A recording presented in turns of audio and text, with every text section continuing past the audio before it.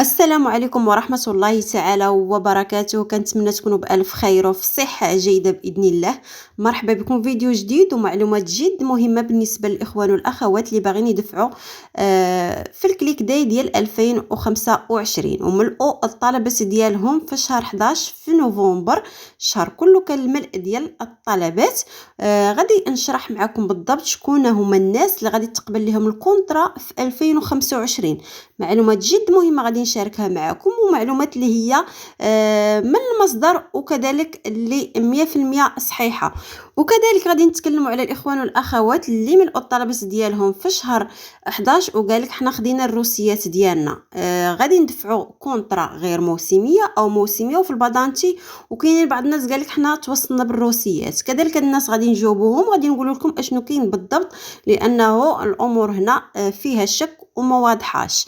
ما تنسوش اللايكات ديالكم وكذلك تفعلوا الزر الاحمر سبسكرايب باش دائما توصلوا باي جديد. اول حاجه اللي غادي نتكلموا فيها وبالزربه بالنسبه للناس اللي كيسولوا على الروسيات ديال الكونطرا ديال 2025. كاينين بعض الاخوان والاخوات اللي قالك حنا خدينا الروسي دافع كونطرا غير موسميه، عقد عمل غير موسمي في البني او في الميكانيك، يعني اي حرفه.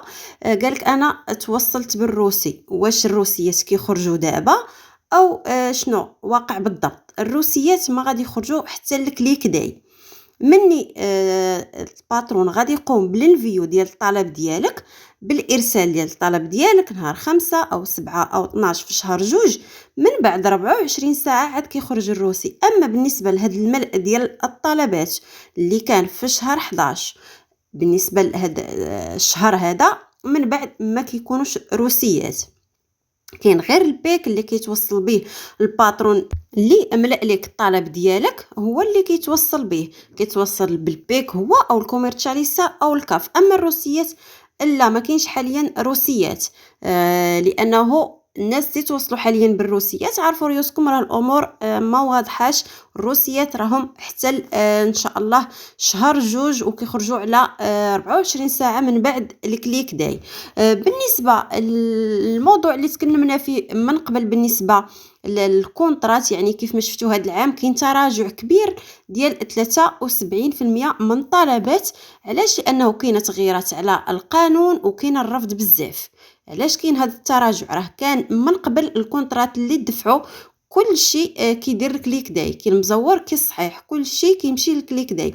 اما دابا الامور تغيرات، داروا لكم هذاك الشهر باش انكم تملؤوا الطلبات ديالكم وتسجلوا في السيت، باش هكا كيقوموا بالمعالجه والكونترول على الباترون اللي على صاحب العقد العمل، وكيشوفوا اللي عنده الامور كلها مزيانه راه كيبقى الكليك داي. الناس اللي ما عندهمش يعني الحق انهم يدفعوا هذا الكونطرا من ناحيه الكود او من ناحيه بعض المعلومات الاخرى راهم كيقوموا بالرفض. داكشي علاش كاين تراجع ديال 73% ديال الطلبات بالنسبه لهذا العام هذا.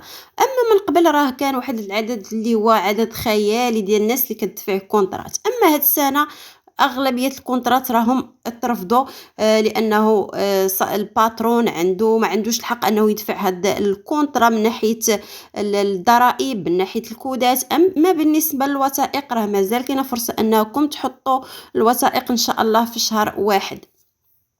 بالنسبه للمعلومه الاخرى اللي بغيت نشارك معكم بالنسبه للناس اللي عندها الحق في الكليك داي، او شكون هما الناس اللي غادي تقبل لهم الكونطرا في 2025. بالنسبه للناس اللي ملؤوا الطلبات ديالهم في شهر 11 ودرتوا الكليك داي او الباترون عمل لكم الكليك داي، عرف انه الكونطرا ديالك مقبوله. علاش؟ لانه الناس اللي عندهم الحق في الكليك داي عندهم الحق في هذا الكونطرا. وحاليا كاين الكونترول وكاين المراقبه ديال على الكونطرات والمعالجه ديالهم. بالنسبه لهاد الناس هادو مادام الامور كلها مزيانه من ناحيه باترون من ناحيه الوثائق، وكذلك مازال ان شاء الله يعني الكنترول راه غادي يبقى غادي حتى يعني حتى الاخر ديال شهر واحد. ديال 2025 لأنه القانون غادي يكون في شهر جوج. بالنسبة للآخر ديال شهر جوج راه غادي تبقى المراقبة والمعالجة ديال الكونطرات، وديك الساعة اللي عنده الحق في الكليك داي راه هو باترون اللي هو صحيح والوثائق كلها متوفرة فيه، وإن شاء الله عنده الحق أنه يقوموا لي بالريلاشو ديال النولا أوسطا. يعني الناس اللي غيقوموا بالكليك داي. أما الناس اللي عندهم الوثائق ما كاملاش أو ما صحيحاش أو ما عندهمش الحق، راه ما عندهمش حق أصلا كذلك حتى في الكليك داي. ما غاديش تعطيهم الارسال او الانفيو ديال الطلب ديالهم، لانهم من قبل غيكونوا راسلين لهم الرفض والسبب ديال الرفض. راه كاينين الناس اللي ترفضوا لهم حاليا كيف ما ذكرنا معكم علاش كاين التراجع ديال هاد العدد في الكونترات اللي ترفضوا ليهم كونطرات، وكذلك راسل لهم حتى السبب وكل واحد وشنو السبب ديال الرفض.